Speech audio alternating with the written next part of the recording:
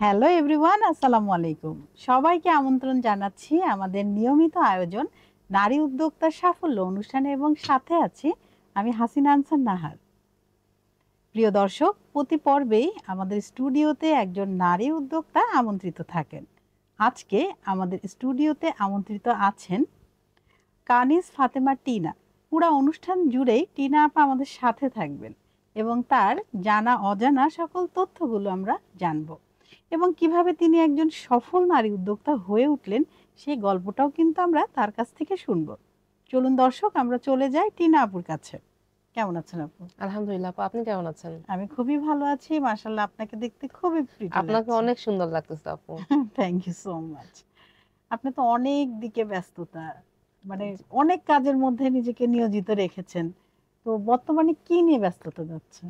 আসলে আপু, ব্যস্ততা তো থাকেই সবারই। হুম। আমি বেসিক্যালি এখন আছি প্রফেশনের টিচার হিসেবে আছি একটা স্কুলে। আচ্ছা। সাথে আমার কিছু উদ্যোগের কিছু কাজ আছে। হুম। যেমন আমি গহনা নিয়ে বেসিক্যালি কাজ করি। কাজ করেন। জি।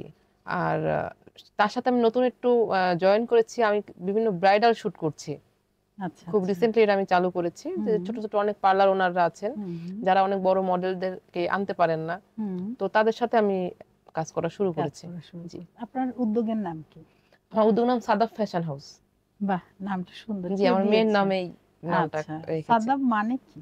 সাদাব মানে হচ্ছে আপনার স্টোন বা হীরা, যে যেভাবে এটা আচ্ছা। করে। তো আপনার জন্ম, বেড়ে ওঠা, ছোটবেলা? আমার জন্ম হচ্ছে, আমি যশোরের মেয়ে। যশোরে আমার জন্ম, ওখানেই পড়াশোনা। ইন্টারমিডিয়েট শেষ শেষ করে আমি ঢাকাতে চলে আসি। ঢাকাতে আমি শান্তা মরিয়াম থেকে বিবিএমবিএ হুম। কমপ্লিট করে দেন আমি চাকরি করতাম। আচ্ছা আমার এক ছেলে এক মেয়ে। ছেলেটা হওয়ার পরে আমি চাকরিটা ছেড়ে দিয়েছি। আচ্ছা।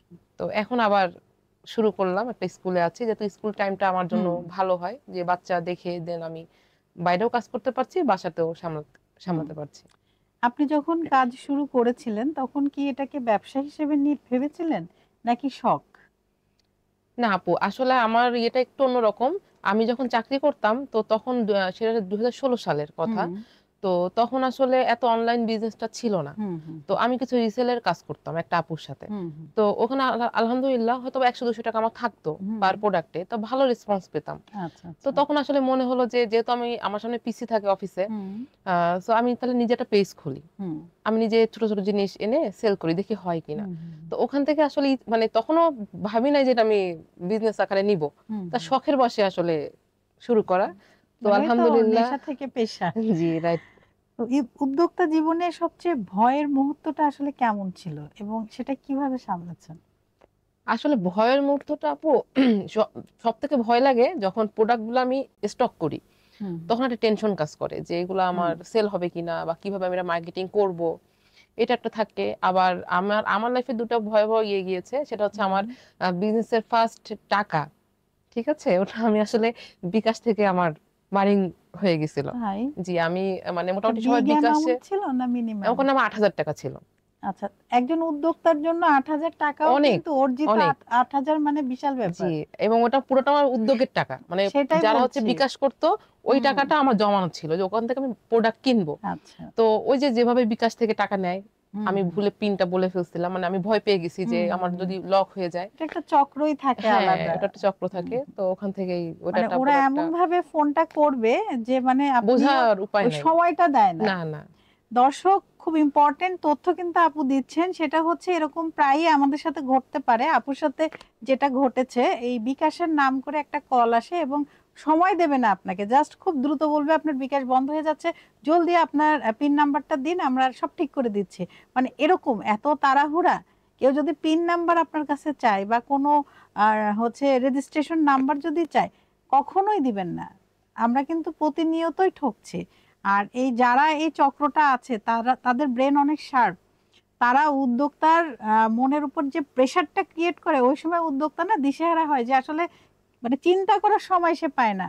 এই ফাঁদে কিন্তু পা দিয়ে দেয়। সো আমরা সচেতন থাকবো। এ ধরনের ফোন কল আসলে আমরা আসলে এত তাড়াহুড়া করব না। আগে নিজের ব্যালেন্সটা চেক করব, নিজের বিকাশে যেতে পারছি কিনা সেটা চেক করব। ওই যে বলে না কথায় যে চিলে কান নিয়ে গেল, মানে চিলের পেছনে আমরা দৌড়াচ্ছি, আগে নিজের হাতে তো মানে কানে তো হাত দিব, সেটা না করে আমরা চিলের চিলের পেছনে পিছনে দৌড়াই। দৌড়াচ্ছি। তো এই বিষয়গুলো আমাদের এই উদ্যোক্তা জীবনে মনে রাখতে হবে যে আমরা এত কষ্ট করে কাজগুলো করি, এই যে যারা আসে এই ধরনের চক্র আমাদের ঠকিয়ে নিয়ে চলে যায়, আমরা ঠকবো না, আমরা অনেক কিছু থেকে শিখবো। আপনার কাছে কি বেশি গুরুত্বপূর্ণ একটা নতুন গহনা বানানো নাকি গ্রাহকের সঙ্গে সম্পর্ক তৈরি করা? আমার কাছে বেশি গুরুত্বপূর্ণ অবশ্যই গ্রাহকের সাথে সম্পর্ক তৈরি করা। কারণ আমি কিন্তু একটা কাস্টমার যখন আমার আয়ত্তে আমি আনতে পারবো, হুম সে যখন আমার প্রতি স্যাটিসফাইড হবে, হুম দেন কিন্তু সে আমাকে অর্ডার করবে। তখন হুম কিন্তু আমি গহনা বানাতে পারবো। আর গহনা বানাতে আসলে আমার খুব বেশি টাইমও লাগবে না। টাইমও লাগবে না, কিন্তু বাট একটা সম্পর্ক কাস্টমার সাথে আমার সম্পর্ক বিল্ড আপ করাটা কিন্তু হ্যান্ডেল আমার টাইম করা লাগবে। এটা আসলে একটু হ্যাঁ। সময়ের ব্যাপার। অনেকে ভাবে ব্যবসা মানে শুধু টাকা আর টাকা। আপনার কাছে আসলে ব্যবসার আসল আনন্দটা কোথায়? আমার কাছে আসল আনন্দ আপু যে আমি একটা কাজের মধ্যে আছি, হুম আমার অনেক মানুষের সাথে পরিচয় হচ্ছে, এইটা হুম আমার কাছে হুম বেশি আনন্দ। হুম। টাকা তো আসলে আপু, আপনি চাকরি করে তো টাকা ইনকাম করতেছেন, টাকা কিন্তু যে কোনো যে পথেই কোনো করা পথেই যায়। ইনকাম করা যায়। হ্যাঁ অবশ্যই। কিন্তু বিজনেসটা হচ্ছে আপনার স্বাধীনতা, নিজের একটা স্বাধীনভাবে হুম আপনি কাজ হুম করতে পারছেন। হুম এই যে আজকে আপনার সাথে আমি কথা বলছি, এটা হুম কিন্তু হুম। আমার বিজনেসের পারপাসে আমি আপনার কাছে এসেছি। হ্যাঁ, আদারওয়াইজ কিন্তু আপনি আমাকে ডাকতেন না। আপনার হয়তো অনেক টাকা, বাট আপনাকে আমি কেন কেন ডাকবো? ডাকবেন? টাকার জন্য তো জি, ডাকবো না। রাইট। আপনার কাজের জন্য জি, আপনাকে স্বীকৃতি দেয়া হ্যাঁ। হবে, সেটাই। তো শুরুতে আসলে পরিবার বা সমাজ থেকে কি কোনো বাধা এসেছিল, তো সেটা কিভাবে মোকাবেলা করেছেন? না, আলহামদুলিল্লাহ আমার ফ্যামিলি খুবই সাপোর্টিভ। আমার বাবা-মা দুজনই চাকরিজীবী ছিলেন। ছোটবেলা থেকেই আমি দেখেছি। আর আমার বাবার একটাই ইয়ে ছিল যে, আ কিছু করো। হুম, সেটা তুমি চাকরি করো আর বিজনেস করো। বাট মেয়ে হিসেবে ঘরে বসে থেকো না। কিছু একটা কিছু করো। একটা করো, কাজের মধ্যে থাকো। বাহ এটা চমৎকার! অনেক বড় সাপোর্ট। আর আমার হাসব্যান্ডও অনেক সাপোর্ট দেয়। হুম কারণ হুম আমি যখন প্রোডাক্ট কিনতে যাই, হুম মানে হুম আমার যে মেটেরিয়ালস গুলা, এগুলা কিন্তু আমি আপনার সেই চক বাজারে যাই কিনতে। তো আমার হাসব্যান্ডের কাছে আমার বাচ্চাদেরকে রেখে আমি সারাদিনের জন্য হুম। কিনতে যাই। বা কত বড় আমি প্রচুর সাপোর্ট! মেলায় আমি অ্যাটেন্ড স্টল করেছি। জি। নিচ্ছেন। তো আমার একটা মনে আছে, একটা মেলা আমি করেছিলাম একটা উদ্যোক্তা ফোরামের একটা ইয়ে থেকে যমুনা ফিউচার পার্কে। ওটা অনেক হুম বড় একটা মেলা ছিল। তো আমার মানে আমি যে গহনা তৈরি করতেছি, পরে আমার হাসব্যান্ড আমার সাথে বসে গেছে তৈরি করতে। এবং করতে, করতে সে রাত ৩টা পর্যন্ত আমার সঙ্গে গহনা তৈরি করছে। দেন আর পারে নাই, চলে গেছে। আর আমি তৈরি করতে, করতে সকাল ভোরের আজান দিয়ে দিছে। এই পুরা এইভাবেই এইভাবেই আমি ওই সকালে স্টলে আবার স্টলে স্টলে ছিলেন। গিয়েছি। তো এটা তো সে আমাকে সাপোর্টটা না দিলেও পারতো। সে ওই হ্যাঁ। সাপোর্টটা দিয়েছে বিধায় আমার একটু কাজটা আরো হুম আগায় হুম গেছে। মানে হুম। ওগুলো করতে গেলে আমার হয়তোবা ভোরের থেকে আরো বেশি বেশি হতো। হতো। তো এই সাপোর্টটা আমি আসলে পেয়েছি। দর্শক ফ্যামিলি সাপোর্ট অনেক বড় একটা জিনিস, বিশেষ করে যারা নারী উদ্যোক্তা আছেন। আপনারা তো সবাই জানেন উদ্যোক্তা মানেই চ্যালেঞ্জ, আর সেখানে যদি নারী শব্দটি যোগ হয়ে যায় তাহলে কিন্তু মহা চ্যালেঞ্জে পরিণত হয়ে যায়। সো আমরা আসলে যে কাজই করি মহা চ্যালেঞ্জে। আর এই সময় যদি আমাদের পারিবারিক সাপোর্টটা পাই, বিশেষ করে হাজবেন্ড যে কিনা সবচেয়ে কাছের একজন নারীর জন্য, যেমন আপাকে সাপোর্ট করে আমাদের ভাইয়া, ভাইয়া যদি আজকে এই অনুষ্ঠানটা দেখে থাকেন তাহলে ভাইয়া আপনাকে অনেক অনেক ধন্যবাদ। এভাবেই আপুর পাশে থাকবেন এবং আরো আমি ভাইদেরকে বলবো তারা যেন তার ওয়াইফকে সাপোর্ট করে ভালো কাজে। তাহলে কিন্তু আমরা যারা নারীরা আছি আমরা অনেকগুলো কাজ একসাথে করতে পারবো আর খুব সুন্দর করে করতে পারবো। মানে মানসিক কোনো টেনশনও থাকবে না, সাপোর্ট পাবো। জি। আপনি যখন নতুন কিছু বানান তখন কি সবসময় ব্যবসার কথা মাথায় রাখেন নাকি একেবারে নিজের মনের মতো করে কাজ করেন? এটা হচ্ছে আপু, যদি কোনো কাস্টমার আমাকে কাস্টমাইজ করে দেয় যে আপু আমাকে এই ড্রেসটার সাথে ম্যাচিং করে হুম হুম দিতে হবে, তো তখন তো আসলে আমাকে কাস্টমারের কথাটা চিন্তা করতে হবে। হুম আর যখন আমি নিজের মতো করে বানাই তখন অনেক চিন্তা ভাবনা করি যে কি কালার দিব, হুম কি হুম রঙের হুম হুম। পুঁথি দিব, এটা জাস্ট মনের মানে ওইটা মাধুরী হ্যাঁ মিশিয়ে মিশিয়ে, মানে এখানেই তো তৈরি করি। সৃজনশীলতা জি, জি, একজন উদ্যোক্তার, যে জি। সে তার সৃজনশীলতার বুদ্ধিদীপ্ত শক্তি দিয়ে সে কি প্রোডাক্টটা রেডি প্রোডাক্ট রেডি করছে। করতেছে। মানে এক গজ কাপড়কে কিন্তু যারা উদ্যোক্তা থাকে তারা ব্যবসায়ীরা কি করে সরাসরি অল্প দামে কিনে বেশি দামে বিক্রি বিক্রি করে, করে। কিন্তু একজন উদ্যোক্তা কি করে, মানে আপনি হলে কি করবেন ওই প্রোডাক্ট বা একটা কাঠই যদি আপনি কিনে আনেন সেই কাঠটাকে সুন্দর কিভাবে করে কালার আপনার করে একটা, গহনা হ্যাঁ। বানানো যায়, শেপ জি, দিবেন, জি। রং তুলির ছোঁয়া দিবেন, একটা সুন্দর রূপ রূপ বের করে বের করে তারপরে ওটাকে প্রেজেন্ট করবেন, প্রেজেন্ট করব। সেল করবেন। জি, জি। এই জন্য কিন্তু বলে যে উদ্যোক্তা যে কাজ করে সেটা হচ্ছে ক্রিয়েশন, ক্রিয়েশন, আর ব্যবসায়ী যে কাজ করে সেটা হচ্ছে কালেকশন। Collection, right. যে ওরা তো অনেকে কিন্তু কিনে এটা এনে বোঝে সেল না। করতেছে। অনেকে ব্যবসায়ী যারা আছে নিজেদেরকে উদ্যোক্তা আজকাল বলছে, কিন্তু আসলে তা না। না, না। আবার যারা রিসেলর তারা আবার মনে করে যে আমরা উদ্যোক্তা, কিন্তু এটা না, এটা কিভাবে তো না। এটা একটু আমি নিজে বলবেন এই কাজ করেছি বিষয়গুলো? তো। রিসেলারটা হচ্ছে আপনার জাস্ট আপনি আপনার প্রোডাক্টটা আমাকে দিয়ে সেল করাচ্ছেন। হ্যাঁ আপনার একটা প্রোডাক্ট আমি জাস্ট ওটা মার্কেটিং করে হয়তো বা আপনার দামটা কিন্তু ঠিক আছে, ওটা আমি 200 টাকা বেশি কাস্টমারকে বলছি, ওই 200 টাকাটা হচ্ছে আমার বেনিফিট।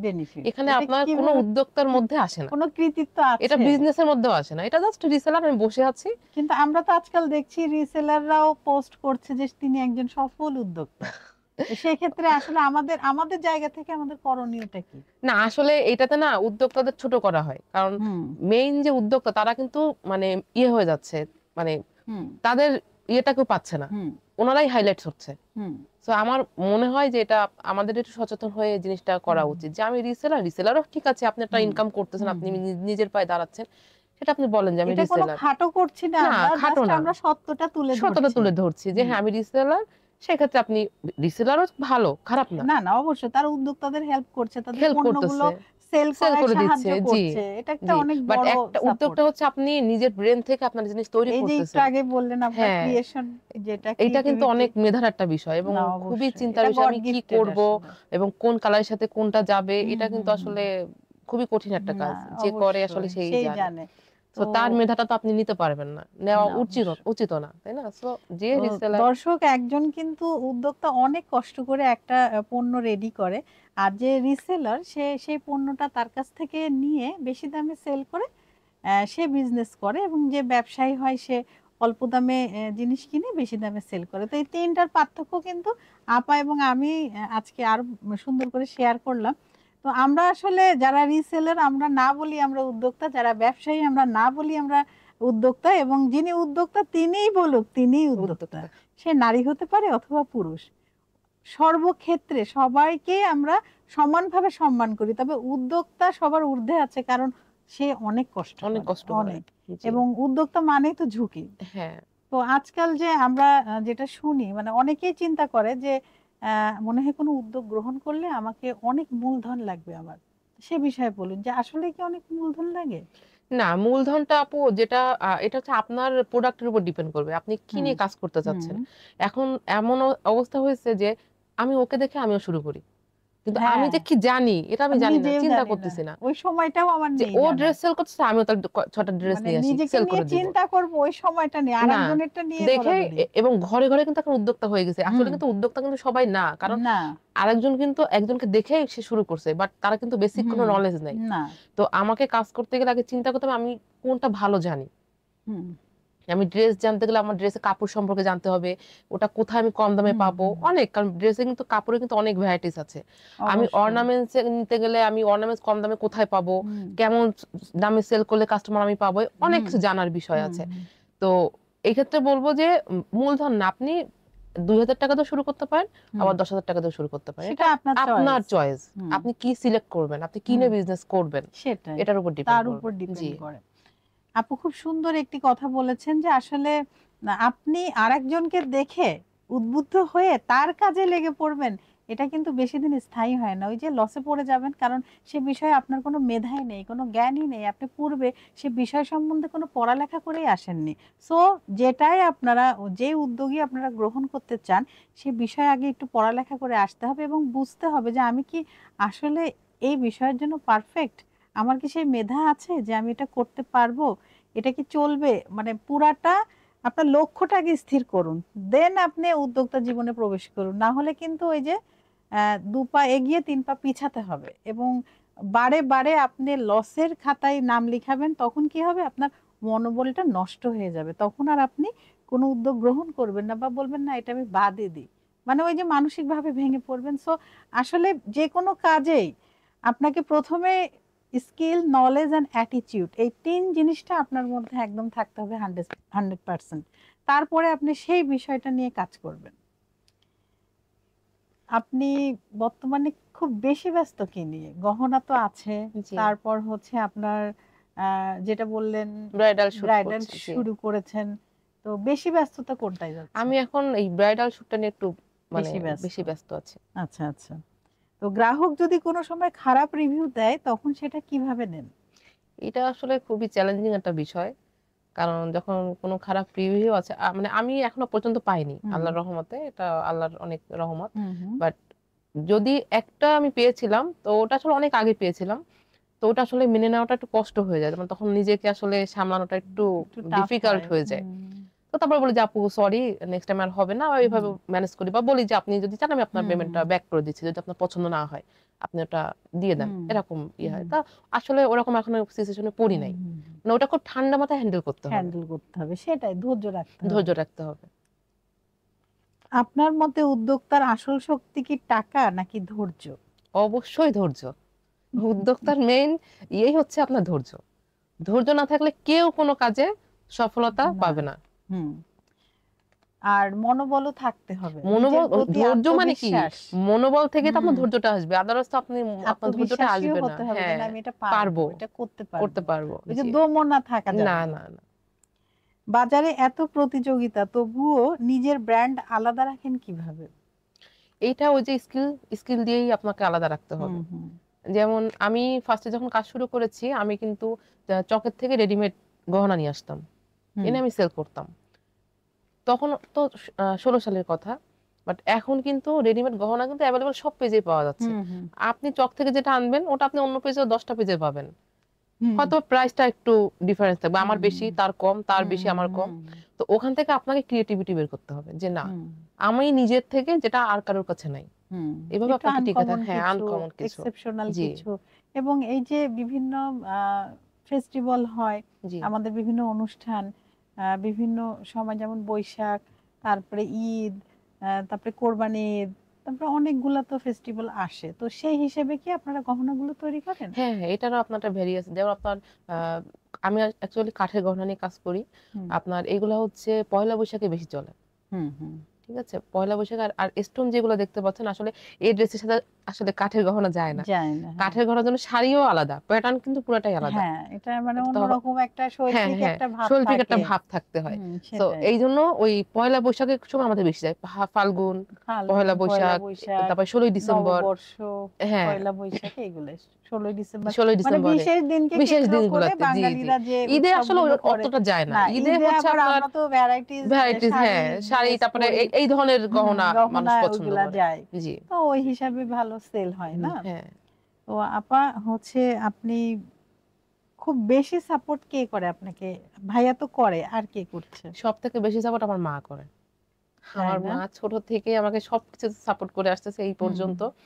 স্টিল না, আমার মা কিন্তু এখন বাসায় আছে। হুম। আমি 2টা বাচ্চা তার কাছে রেখে আমি নিশ্চিন্তে আপনার এই প্রোগ্রামে চলে আসছি। মা তো মাই হ্যাঁ, হয়। এবং আমি ব্রাইডাল শুট গুলো করতেছি, আমার আম্মু 2 সপ্তাহ ধরে আছে। হুম। মানে নিশ্চিন্ত, ঘুম থেকে উঠে খাচ্ছি, রেডি হচ্ছে, বেরোয় যাচ্ছি, মানে টেনশন ফ্রি। একদম। আমার প্রতিটা কাজে আমার মা আমাকে সাপোর্ট করে। বাহ, চমৎকার। আন্টির জন্য অনেক অনেক হ্যাঁ, সালাম এবং অবশ্যই একটু আম্মুর জন্য। শুভকামনা জি, এবং ভালোবাসাও। আর আপনার ভবিষ্যৎ পরিকল্পনা কি? ভবিষ্যৎ পরিকল্পনা নিজেকে একজন সফল নারী হিসেবে দেখতে চাই। হুম। সেটা যে কোনো কাজেই হোক, আমি চাই নিজে কিছু করতে এবং যেন আরো 10 জনের জন্য কিছু করতে পারি। হুম। সেটাই হচ্ছে আমার বাহ, চাওয়া। চমৎকার। আপা, আমরা কিন্তু কথা বলতে বলতে অনুষ্ঠানের একদম শেষ দিকে চলে এসেছি। আপনার কেমন লাগলো নারী উদ্যোক্তার সাফল্য অনুষ্ঠানে এসে? অবশ্যই ভালো লেগেছে, এবং আপনি তো চমৎকার একজন মানুষ, থ্যাংক ইউ। আলহামদুলিল্লাহ, মাশাআল্লাহ। আর 21-এ যে টিভি প্রোগ্রামে আমি আসলাম, ওনাদেরকে অসংখ্য অসংখ্য ধন্যবাদ। এবং যদি কেউ আসতে চান এই প্রোগ্রামে, অবশ্যই আপুর সাথে যোগাযোগ করবেন, অথবা এই অফিসে যোগাযোগ করবেন যে আপনি নতুন উদ্যোক্তা বা উদ্যোক্তা হয়েছেন, আপনি আপনার গল্পগুলা শেয়ার করার জন্য আসতে চাচ্ছেন। তো অবশ্যই অফিসে যোগাযোগ করলে আপনাকে নিয়ে আসা হবে। তো সবাইকে অনেক অনেক শুভকামনা। আপনার জন্য অনেক অনেক শুভকামনা। আবারও নতুন কোনো আয়োজনে আপনার সাথে আমাদের দেখা হবে। ওকে আপু, ভালো ধন্যবাদ আপনাকে। থাকবেন। Thank G. ইউ। দর্শক, আপনারা যারা এতক্ষণ আমাদের সাথে ছিলেন, আপনাদের সবাইকে অসংখ্য ধন্যবাদ। আপনারা চাইলে কিন্তু আমাদের এই অনুষ্ঠানে জয়েন হতে পারেন। সেক্ষেত্রে আমাকে ইনবক্স করতে পারেন, অথবা আমাদের ইমেল অ্যাড্রেস আছে, সেখানে আপনার সিভি দিতে পারেন, অথবা আমাদের এই পোস্টের কমেন্ট বক্সে কমেন্ট করে জানাতে পারেন। আমাদের অফিস থেকে আপনাদের সাথে যোগাযোগ করবে। প্রতি পর্বে আমাদের প্রত্যাশা থাকে নারীর সফলতা এবং স্বাবলম্বিতা। প্রতিটি নারীর জীবনই হয়ে উঠুক সফলতায় ভরা। এই কামনায় শেষ করছি আজকের মতো। আমি হাসিনা আনসার নাহার, আবারও নতুন কোনো অতিথিকে নিয়ে আপনাদের সবার মাঝে আমি উপস্থিত হব। ততক্ষণ পর্যন্ত আপনারা সবাই ভালো থাকুন, সুস্থ থাকুন এবং আমাদের সাথে থাকুন। আল্লাহ হাফেজ।